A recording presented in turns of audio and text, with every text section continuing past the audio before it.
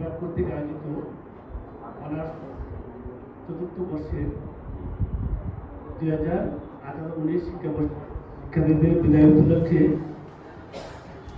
মঞ্চে উপস্থিত আছেন ব্রাহ্মণবাড়িয়া সরকারি কলেজের সুযোগ্য অধ্যক্ষ প্রফেসর আবু জাফর মোহাম্মদ আরিফ স্যার,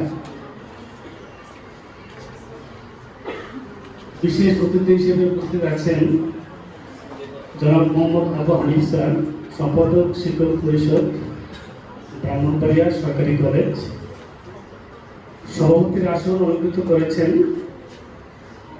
আমরা বিভাগীয় প্রধান জনাব নূর মোহাম্মদ স্যার।